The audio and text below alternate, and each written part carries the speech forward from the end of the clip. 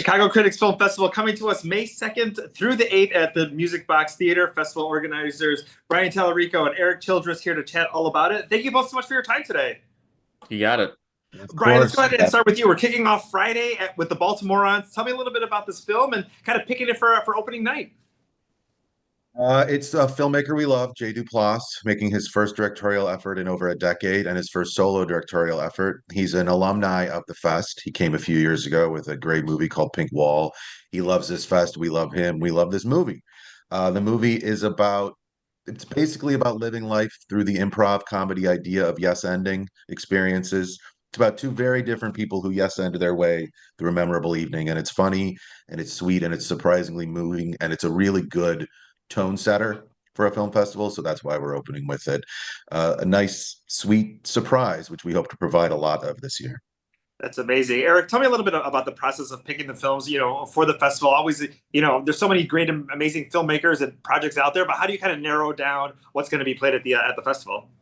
Well, I mean, it all starts with all of us going to film festivals around the world and the country to choose these movies. And we, go through 25, 30 movies individually, just looking for the best stuff we can possibly find. And then we narrow down the ones that we like. We start there, and then we just start seeing who else likes them, if we have enough people that are interested in them. And then we look to see what's available and what we can possibly get. And it's it's democratic process, but we need multiple people on the staff to like the movie, and generally that's what happens. And then it's just a matter of what we're able to process to get for the festival.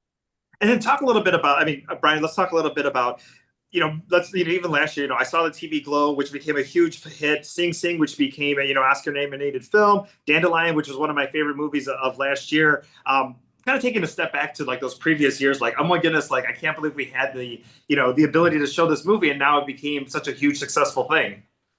I often tell people who are interested in the festival to look at last year's lineup and like even the years before that, because those are the films you could have seen first. Yeah. And we had Spectacular Now, Stories We Tell, The Farewell, Past Lives, Best Picture nominee, Chicago premiere at Chicago Critics Film Festival, First Reformed with Paul Schrader, Eighth Grade with Bo Burnham. I mean, these are just a few of the highlights over the years. So yeah, it's interesting because no one really knows what the Baltimorons or most of our lineup is now, but you can look back at the last lineups and say, hey, yeah, we kind of trust that group. Like maybe we should be the first ones on these bandwagons. So. Yeah, no, definitely. I think there's always that point of like, oh, I haven't heard about this film, and then 3 months later, you're like, I can't believe I missed it. So definitely go make sure you go check them out. That's right. That's the idea. That's what we're hoping for as we grow. Yeah, Eric, let's talk a little bit about Twinless. That's another movie that I'm excited for, and then the talent there, Dylan O'Brien and James Sweeney, are also going to be in town for that. Yes. No, Twinless was a movie that many of us really liked at Sundance this year. It's this really interesting story about these two guys who have had kind of a devastating loss in their lives, and through a rehab group discover each other and develop this friendship, almost say a twinship, if you will, a real friendship between the two of them as they sort of help them each other sort of navigate the sort of the next phase of their life and try to sort of get back on track. And it's a complicated movie. I mean, it's a kind of a dark comedy at times. There's some brutal stuff in it, some brutal truths and whatnot. And I think that Dylan O'Brien, who has really been developing his career over the last several years, I think gives his best performance to date. So this is sort of a real highlight reel for him as well. And James Sweeney, who also acts in the movie, is really good. And Aisling Franciosi, who was a guest of the fest many years ago for a film called The Nightingale, she's also really good in the movie too. Yeah, I mean, it's one of those things that ever since Sundance, there's been so much buzz about that film, so we're excited that we get to the premiere here in Chicagoland.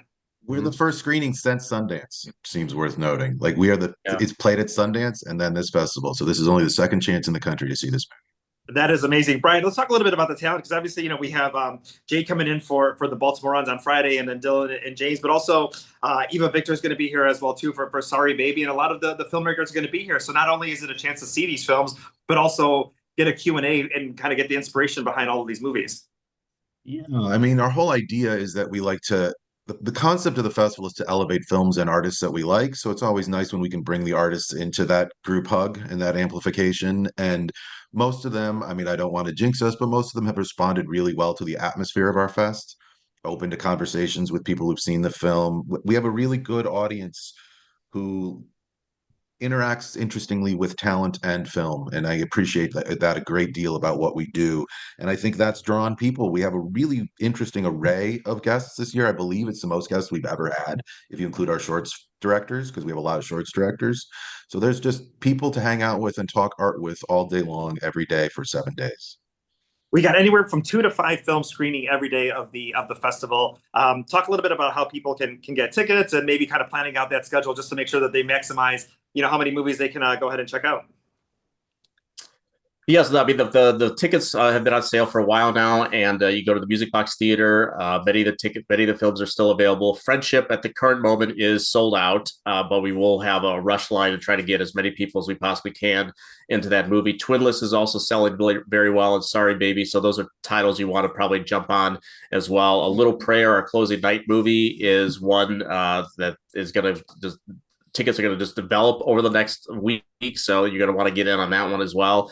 So it's just, the tickets are available, and we've sold out of our passes this year for the first time, and which is really the best value to get for people. So we hope that it'll entice people next year, where they, like Brian said, with these lineups and what they could have seen. When next year, when that pass comes around, that's going to be because it's the best deal any festival I think can offer is the pass that we sell. I think just it's for the value for the films and just for the monetary value as well. It's the best financial choice for film festivals right now. To go ahead and make, I want to talk a little bit about audience reaction, and just kind of maybe how that plays into maybe this year's theme, or the movies that you want to make sure that we want to bring to this festival. I mean, does that kind of play a role in how the critics are choosing what gets chosen? We do audience awards every year, and while we announce our winners, we track rather diligently how people respond to everything that we program. So there is a bit of reader feedback in what we do and what we like and what we elevate. And of course, there's critical feedback. Like, we have a programming committee that Eric said dictates what we play, but we also look at how people responded to Twinless at Sundance, or how they responded to TV Glow at Sundance last year, Yeah. and use that as a guide. I mean, again, this is not about the CFCA or us as much as it is trying to connect art with people and have those people then elevate that art that we like. So of course we take feedback very seriously, and we've been lucky enough to get, by and large, good feedback. I mean, people don't love everything we do, and we've got a few films this year that will challenge people, but I think every film festival should have a few films that challenge people. And so I'm hoping that people trust us enough to go with those challenges. Yeah, and I think just as people do with musicians, they're like, I listened to this band before they got big, or when they played this small venue. It's almost the same thing too that you do with this film festival. People who are talking about, I saw the TV Glow, later in the year, where you're like, well, I already saw it earlier because I went to this film festival. So definitely, we want to make sure that people check out these films, because the lineup here, these are the films that people are going to be talking about, through the year and through through award season. No question. So, all right. Well, thank you both so much for your time today. ChicagoCriticsFilmFestival.com for tickets, film times. Everything is taking place at the Music Box Theater, May 2nd through the 8th. We'll see you there. Maybe we'll see you there every single day. You will us. All right. Thank you so much.